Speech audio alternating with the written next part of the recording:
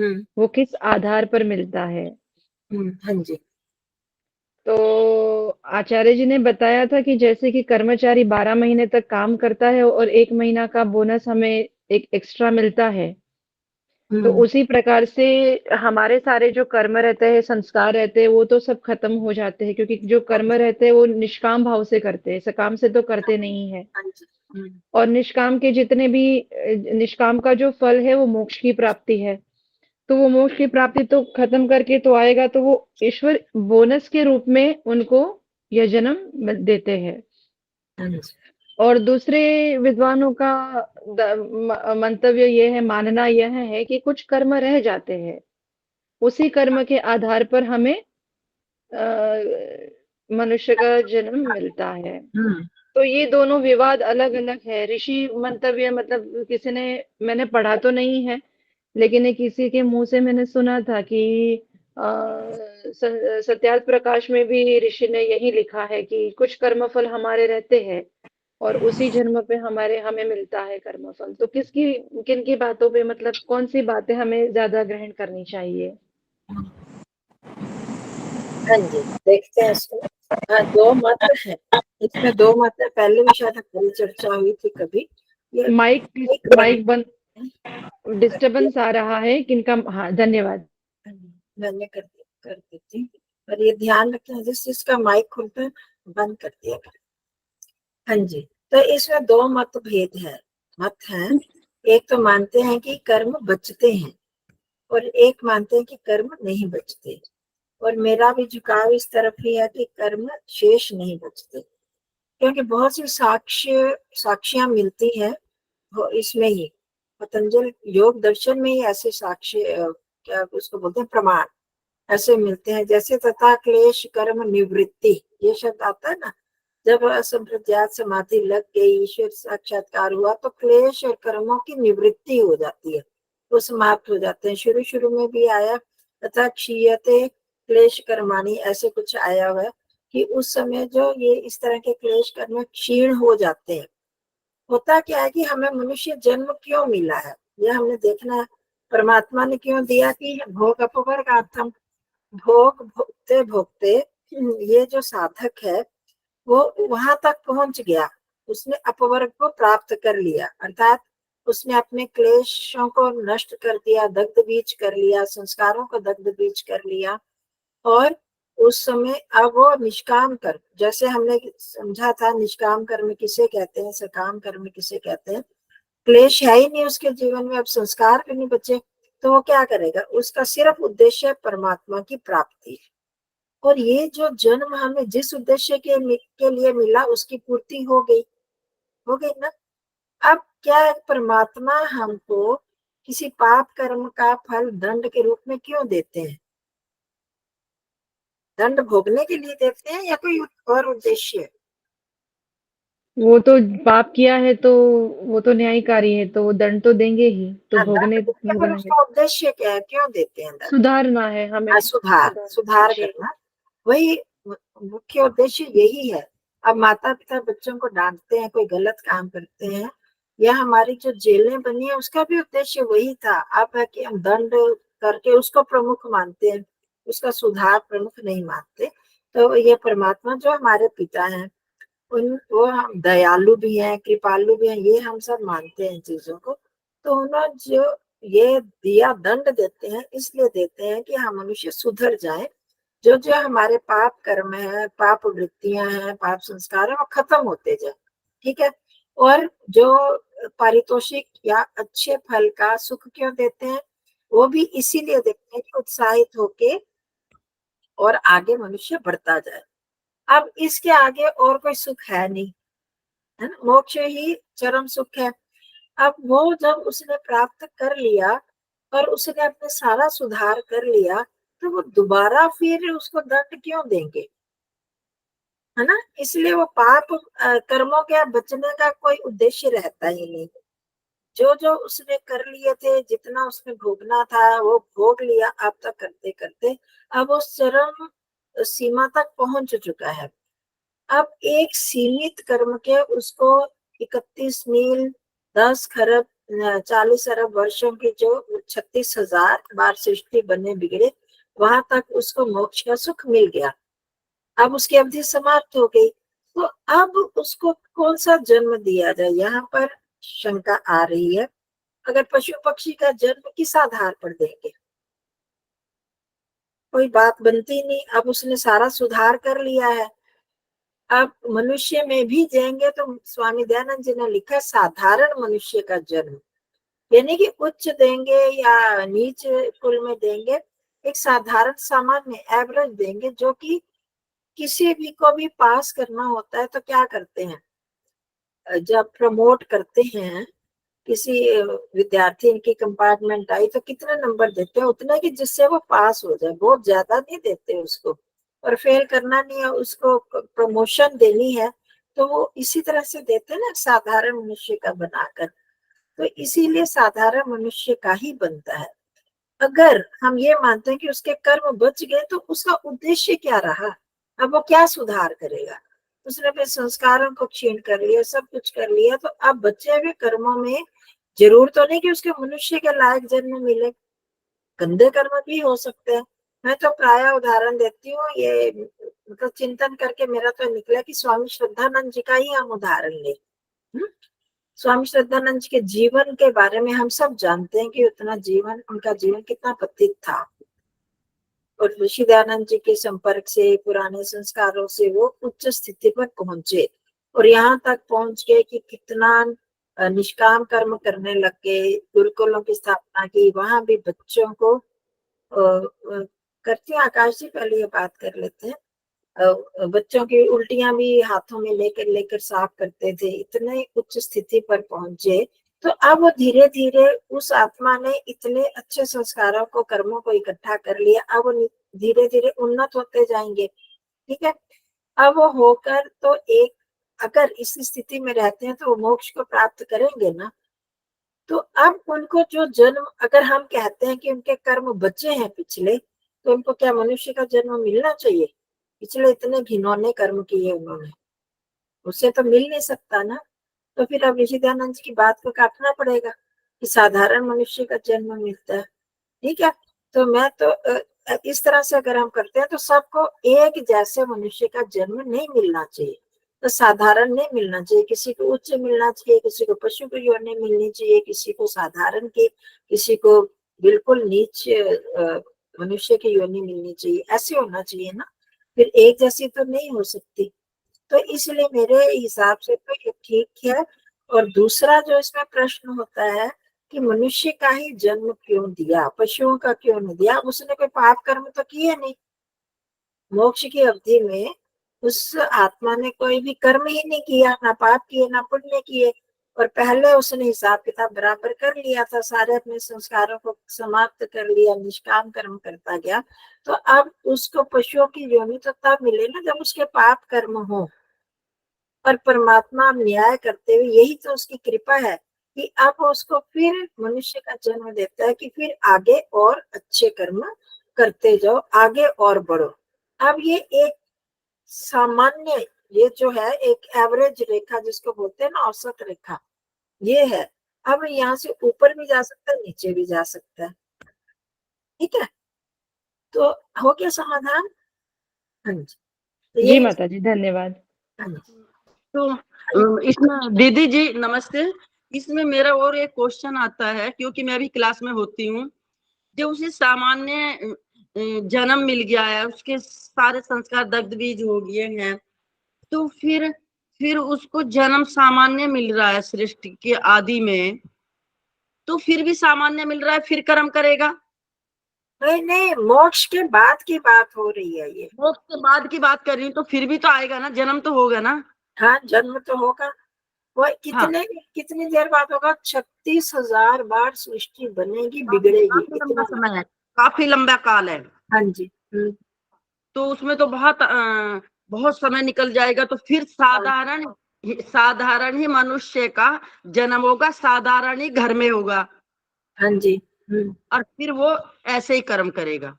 ठीक है। ठीक। अब पता नहीं कैसे करेगा, अब उसको नई खाली स्लेट मिली है, उसका सूक्ष्म शरीर है वो भी नहीं पुराना नहीं मिला, अब नया ही परमात्मा ने बना कर दिया, उसको सब कुछ नया बना कर दिया।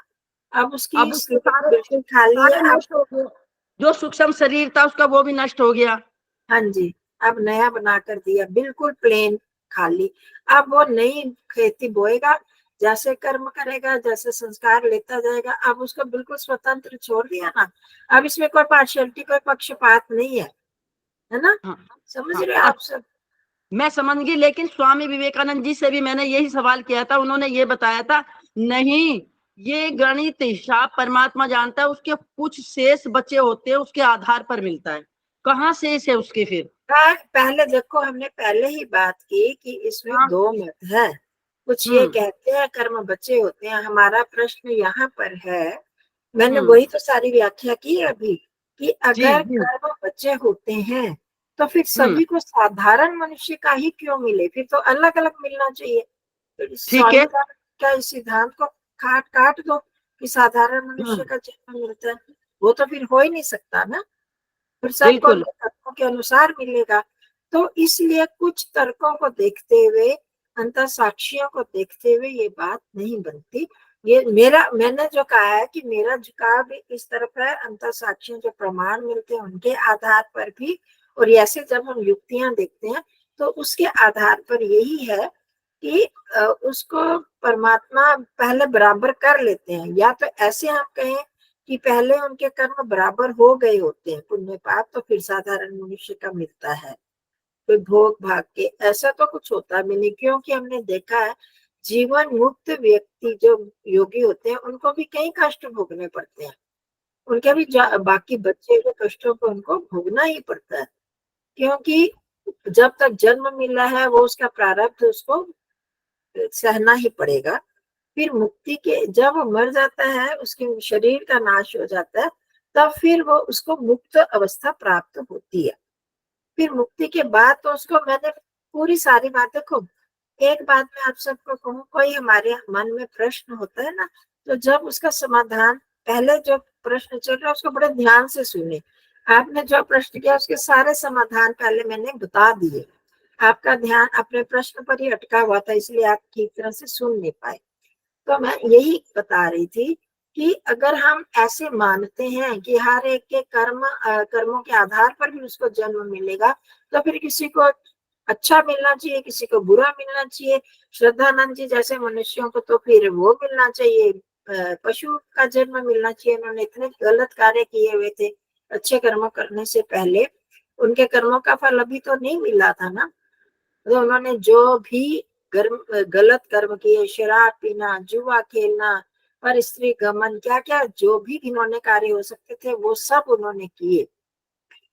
फिर अब वो इतने अच्छे उच्च स्थिति पर पहुंचे, और अगर वो अब मोक्ष में जाते हैं तो क्या उनको मनुष्य का जन्म मिलना चाहिए? नहीं मिलना चाहिए उस आधार पर फिर अगर ये कहा जाता है कि साधारण मनुष्य का जन्म मिलेगा, तो किस आधार पर? वो जब बराबर हम मान लेते हैं कि खाली स्लेट है, अब उसमें कुछ नहीं है, तभी ये संभव हो सकता है। मेरा तो झुकाव इसमें है, बाकी विद्वानों में मतभेद है। और हमने जो पढ़ा योग दर्शन में भी बीच बीच में आते हैं जो प्रमाण मिलते हैं। अभी मैंने बताया तथा क्लेश कर्म निवृत्ति, और शुरू में भी आ गया था तथा क्षीयते क्लेश कर्माणि, ऐसे करके, तो उससे तो यही चीज आती है, यही सिद्ध होता है। बाकी हम एक देखो, कोई भी एक नियम होता है ना, उस नियम के अपवाद कई बार करने पड़ते हैं। नियम है कि अवश्य में भोक्तव्यम प्रीतम कर्म शुभाशुभम, जो भी हमने कर्म किया उसका शुभ और अशुभ फल मिलेगा, ये पक्की बात है। वो सामान्य मनुष्य के लिए है, सामान्य विद्यार्थी के लिए है कि वो एक कक्षा पास करेगा, फिर दूसरी कक्षा में जाएगा, फिर एक एक साल के बाद वो जाएगा। परंतु कुछ कुछ हजारों में कोई एक आध विद्यार्थी ऐसे भी हैं जिनको 2-3 क्लासें आगे प्रमोट कर दिया जाता है, होता है ना ऐसे, जो बहुत इंटेलिजेंट होते हैं, उनको एकदम बीए के बाद ही आप पीएचडी कर लो, एमए को भी उसको कहने की जरूरत नहीं पड़ती। विदेशों में विशेष करके ऐसे है। और इसी तरह अभी मैंने प्रमोशन की बात की, प्रमोट करते हैं उसको, वो अपवाद क्या होता है कि 33% वाला पास होगा, यह आजकल क्या नियम है पता नहीं, अब उसमें कुछ लोगों को प्रमोशन दे दी जाती है, 2-3 नंबर कम होने पर भी उनको 2-3 नंबर देकर उनको प्रमोट अगली क्लास में चढ़ा दिया जाता है। ये अपवाद वाले कुछ नियम होते हैं। इसी तरह जो व्यक्ति, जिस योगी ने इतनी मेहनत करके अपने सारे क्लेशों को नष्ट कर दिया, संस्कारों को दग्ध बीज कर दिया, अब उसके लिए कर्मों का भोग भोगने का कोई औचित्य रहता ही नहीं ना। उसको अब क्यों दंड देंगे? उसको जो मेहनत करनी थी कर ली, अपने संस्कार भी दग्ध बीज कर लिए, दोबारा से उसको फिर उसमें क्यों डालेंगे? परमात्मा निर्दयी तो नहीं है। वो तो इसलिए देते हैं कि हम अपने, दंड इसलिए देते हैं ना, ये सारी बात मैंने पहले बताई कि दंड इसलिए देते हैं कि हम सुधर जाएं, गलत काम ना करें। अब वो व्यक्ति अपने आप ही सुधर गया है तो उसको फिर दोबारा क्यों दंड देंगे, या उसको दोबारा से फिर पुण्य का फल क्यों देंगे? उसका मिल गया सबसे सर्वोत्तम जो फल था मोक्ष का, वो उसको दे दिया, तो दोबारा देने का कोई औचित्य बनता ही नहीं। ये अपवाद स्वरूप कुछ बातें होती है, तो हम एक ही नियम को हमेशा नहीं लागू कर सकते। वो एक सामान्य नियम है, सबके लिए है। और ये जो नियम है मुक्ति के बाद का, ये भी सभी मोक्ष आत्माओं के लिए, मुक्त आत्माओं के लिए वो भी एक सा ही नियम। ठीक है। हाँ जी, आकाश जी आप कुछ पूछना चाह रहे थे, फिर मैं हर्ष से बात करती हूँ। जी दीदी नमस्ते। हाँ नमस्ते जी। दीदी मैं ये जानना चाहता हूँ, उच्च कुल और निम्न कुल क्या भगवान के यहाँ से है कि यही पृथ्वी लोक से है? देखो, भगवान के यहाँ से हमारे कर्मों के अनुसार। उच्च कुल का क्या मतलब है, निम्न कुल का, वो हमें ये देखना है जिसमें सभी प्रकार की सुविधाएं हैं, जहाँ पर जिनके माता पिता पढ़े लिखे होते हैं, अच्छे ज्ञानी होते हैं, वो उच्च कुल हो गया। और अब आगे बच्चों को भी उसी तरह का ही आगे पढ़े लिखे माता पिता आगे ले जाते हैं ना। जो बेचारे गरीब हैं, जो खुद पढ़े लिखे नहीं है, जिनके पास धन नहीं है, वो है निम्न कुल में, उसकी बात हम कर रहे हैं। वो बेचारे अपने बच्चों को चाहते हैं, वे भी ठीक तरह से नहीं पढ़ा पाते ना, बहुत उनको मेहनत स्ट्रगल करना पड़ता है, तो वो है उच्च कुल। और वो परमात्मा हम सब आत्माओं के कर्मों के अनुसार उस कुल में, उस घर में जन्म देते हैं, जाति आयु भोग, ये भोग में आ जाता है। ठीक है। तो परमात्मा हमारे कर्मों के अनुसार अच्छे कुल में या बुरे कुल में जन्म देते हैं। और क्षत्रिय, वैश्य और शूद्र ब्राह्मण के लिए भी हम बात करते हैं, तो गुणों के आधार पर हम बात करते हैं। क्षत्रिय जो है, जिसमें शारीरिक बल है, जो रक्षा आदि कार्यों को कर सकता है, तो उसको, उसके अगर वैसे ही संस्कार है, वैसे ही गुण है। अभी भी हम में भी बहुत सारे ऐसे लोग हैं जिनमें क्षत्रियत्व के गुण ज्यादा है, जोश ज्यादा है, दूसरे की रक्षा के लिए आ जाते हैं। हमारे जैसे लोग ऐसे नहीं कर सकते। तो अब जैसे जैसे हमारे गुण कर्म है, तो उसके अनुसार ही परमात्मा जब हम मरते हैं तो वैसे वैसे घरों में फिर हमें जन्म देगा, उसी प्रकार के गुणों को आगे बढ़ाने के लिए। ठीक है जी। हाँ जी। मतलब धनवान और इसको हम धनवान और निर्धन के हिसाब से भी जान सकते हैं कि उच्च हाँ कुल जी। और निम्न कुल, धनवान और निर्धन। बहुत सारी चीजें ऐसी हैं, क्योंकि धनवान कुल में बहुत सारे, उनको सारी सुविधाएं मिल जाएंगी, इसलिए वो उच्च उस हिसाब से माना जाता है। और वर्ण व्यवस्था से इसमें कोई लेना देना नहीं है, केवल धनवान है वो उच्च है, जो निर्धन धनवान है वो गुणों के वो हिसाब से। निम्न है। हाँ जी, ठीक है। नहीं नहीं, वैदिक दीदी, इसमें वैदिक जोड़ेंगे, वैदिक परिवार में जन्म देगा जो इस तरह का आत्मा होगी। इसके कौन से परिवार में जन्म देगा? वैदिक जो वेदों को जानने वाले हैं, जो निराकार परमात्मा को जानने वाले हैं। हाँ नहीं, देखो वो भी उसके संस्कारों के आधार पर, सभी तो अलग अलग है ना। अब मैंने कहाँ तक उन्नति कर ली, मैंने ईश्वर को कहाँ तक माना, उसके सत्य स्वरूप को मैंने जानना शुरू कर दिया, तो अब मुझे भटकना नहीं पड़ेगा, तब अब मुझे वैदिक परिवार में जन्म देंगे। अभी मैं इस संशय में हूँ, इधर उधर ईश्वर को मानू ना मानू, अभी प्रहलाद जी करती हूँ, मैंने देख लिया। तो उसके अनुसार अब हमारी कितनी यात्रा अभी हुई है, कितना हमारी मानसिक स्थिति अध्यात्म के आधार पर कितनी है, उस आधार पर जन्म देंगे। अब अगर बहुत यात्रा कर ली, तय कर ली, तो कई बार शुरू शुरू में इंसान भटकता, बाद में फिर एकदम वैदिक रास्ता, उसको वैदिक मार्ग मिल जाता है। और कई आपने देखा ही है, एकदम मिल जाता है। कई बार शुरू से हमारी भूमिका बनी हुई है, तो उसमें फिर वैदिक परिवार में देते हैं। इसमें धन और उसका हम ये नहीं कह सकते जो धनवान है तो वैदिक परिवार होगा ही, ऐसी बात नहीं है। सबके अलग अलग कर्मों के अनुसार कहीं पर धन की अधिकता होगी तो विचारों की अधिकता नहीं। आप देखते हो धनवान होकर भी बहुत सारे लोग ऐश अशरत में, उनका धर्म के प्रति बिल्कुल रुचि नहीं है। तो ये सारी चीजें, भोग अलग है, विचारों के बात अलग है। ठीक है, जैसे जैसे हमारे संयुक्त कर्म होते हैं उनके आधार पर उस तरह का, कईयों के घरों में अब देख लो, ये हीरो हांडा वाला जैसे घरों में, वहां पर अच्छा धन भी अच्छा है और साथ में वैदिक विचार भी है ना। एमडीएच वालों को बहुत अच्छा धन है और वैदिक विचार है, और बहुत सारे ऐसे हैं जिनके धनवान तो है, बहुत सारे पौराणिक है। तो खाली उस तरह से नहीं हम कह सकते। हमारे जीवन यात्रा कहाँ तक गई उस आधार पर परमात्मा वैसे वैसे परिवार में जन्म देंगे। हाँ जी, हर्ष जी, पहले हर्ष जी ने किया था, फिर मैं प्रहलाद जी से करती हूँ, उनका बहुत देर से खड़ा है। हाँ जी, हर्ष जी को, हर्ष कौन है? सामने आ जाओ। वीडियो आपने हाथ खड़ा किया, कुछ पूछना है या वैसे ही हाथ खड़ा है? नहीं नहीं, मैं अच्छा। बाद में बात करती हूँ, अभी आप इनको समझा लीजिए। अच्छा जी, अच्छा, आज हाँ आपका वो चेंज हो गया है रंग। ठीक है, ठीक है, ठीक ओके। है जी। हाँ जी, प्रहलाद जी। नमस्ते दीदी। हाँ जी, नमस्ते जी। बहुत सारे प्रश्नों के जवाब तो आपने जो विवरण दिया इसमें मिल गया है, हम्म। फिर भी थोड़ी बहुत स्पष्टता करने के लिए मैं प्रश्न पूछ रहा हूँ अच्छा जी। कि उच्च कुल और नीच कुल, ये जो बात कही वो धन के हिसाब से कही या ज्ञान के हिसाब से कही? माता पिता पढ़े लिखे हो, वेल हम्म। एजुकेटेड हो, लेकिन वो अवैदिक हो, तो हाँ उसको जी, उच्च कुल में कैसे रखेंगे? नंबर 1। हाँ जी। और पैसे वाला है तो जिसको हम कहते हैं ना कि स्वर्ग यहीं पर है, आपको स्वर्ग मिलेगा, तो वो इसी व्याख्या में आता है।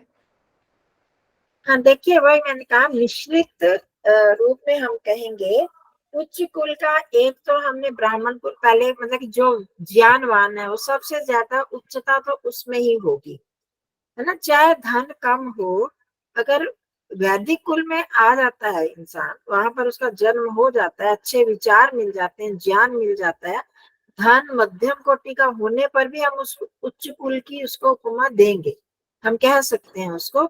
जी। और दूसरी बात है, हर एक के आधार पर कौन किसको उच्च कुल मानता है। हम में भी अभी भी वर्तमान में हम देखते हैं बहुत से लोग सिर्फ धन को ही प्रमुखता देते हैं, उसको ही उच्च मानते हैं, कि और विचारों की शुद्धता को उनके लिए कोई महत्व नहीं है।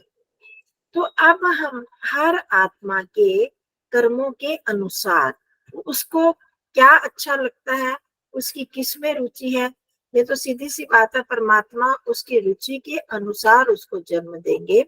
अब वो धन की दृष्टि से भी उच्चता हो सकती है।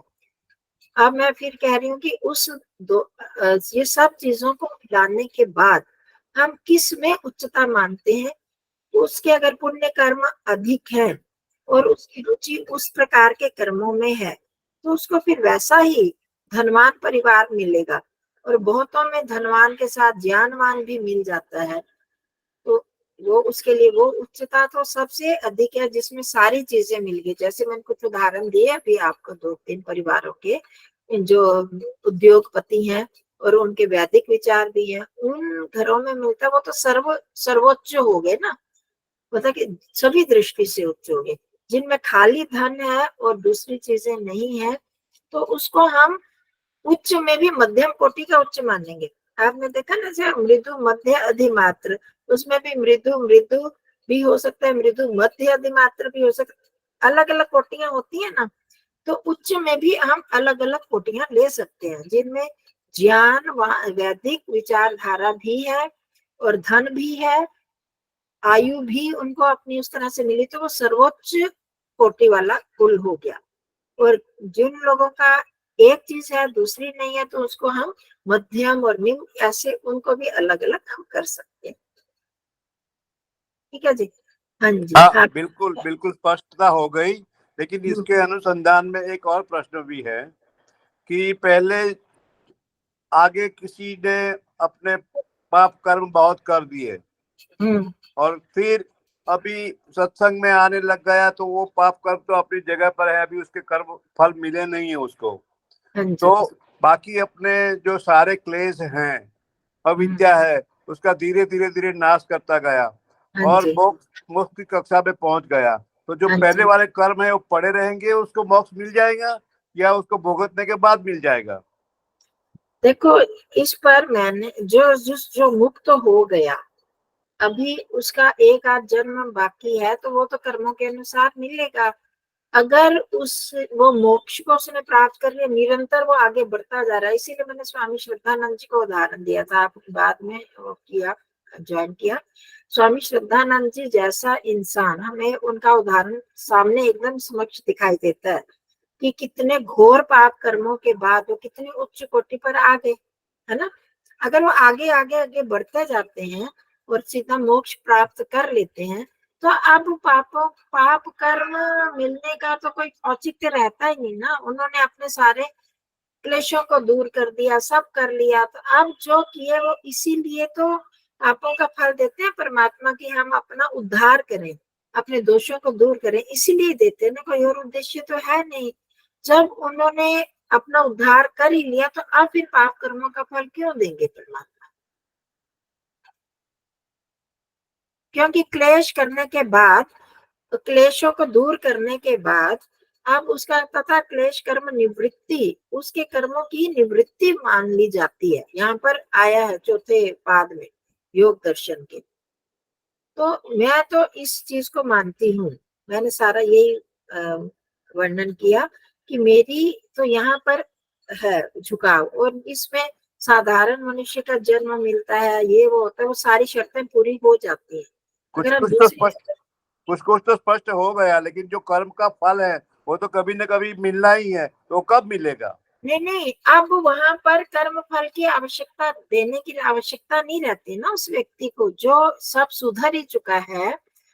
जब आपको पता है कि जब जेल में भी, लोक में भी क्या होता है कि जब जेल में जाता है कोई दोषी और अपराधी, वो उसके बाद वहां उसका व्यवहार बहुत अच्छा होता है, तो उसको भी माफ कर दिया जाता है।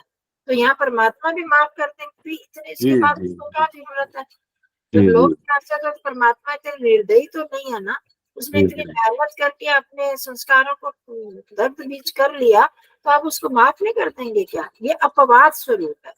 जी जी जी, हाँ जी, शारदा दीदी।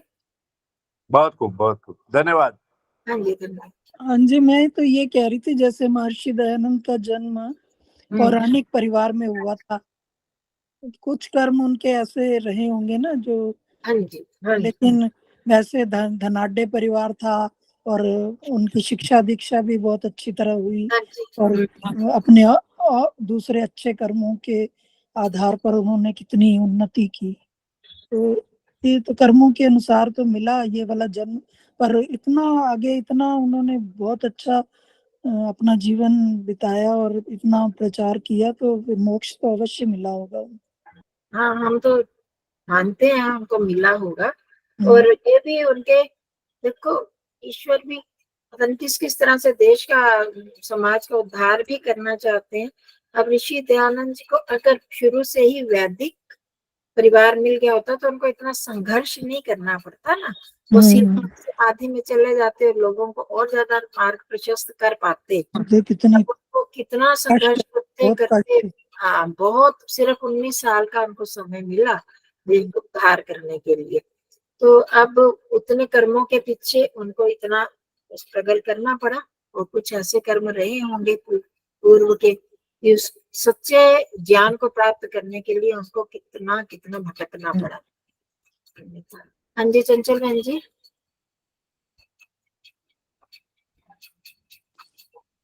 मेरा ये प्रश्न है कि सृष्टि के आरंभ में परमात्मा ने जोड़े धरती से पैदा किए,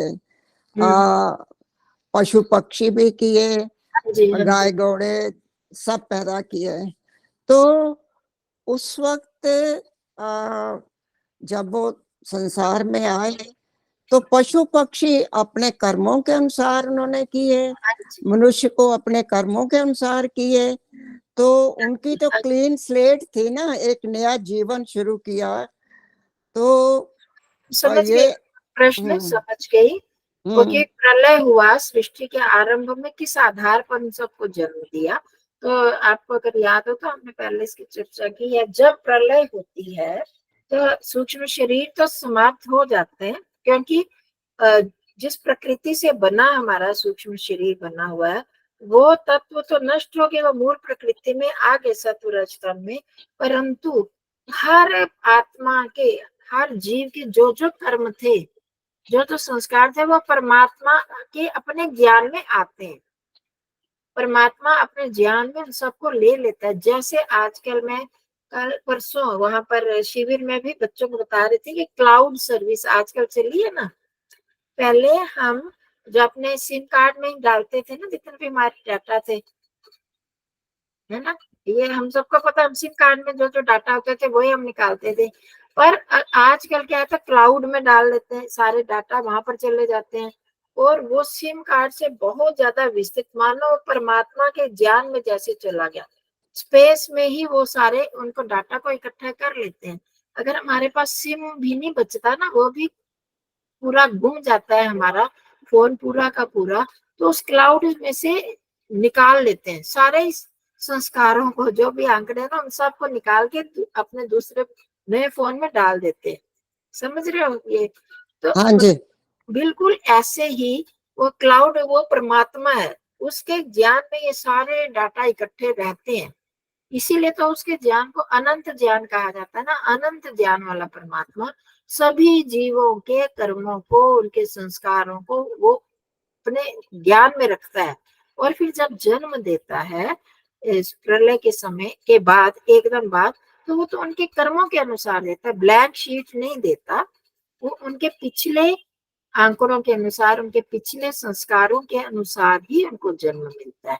पशु पक्षी मनुष्य का ऐसे तुक्काशाही से नहीं करता। इसीलिए तो उसको न्यायकारी भी कहा, उसको अनंत ज्ञान वाला भी कहा परमात्मा को। हम सोचे तो हम वहीं पर ही खो जाएंगे। हम दो के कर्मों को नहीं याद, औरों को तो छोड़ दो, अपने कर्मों को नहीं हम याद कर पाते, रख पाते। तो यही परमात्मा का अनंत ज्ञान है, और उसके आधार पर वो जन्म देते हैं। इसीलिए वो न्यायकारी भी है। किसको पशु बनाना, किसको पक्षी बनाना, किसको कीट बनाना, किसको मनुष्य बनाना। ठीक है जी, ठीक है जी। चलो, हो गया, टाइम बहुत हो गया हमारा। तो अब कई बार ऐसे शंकाएं होती हैं कि करना पड़ता है, पर ध्यान का समय कम रह जाता है। कोई बात नहीं।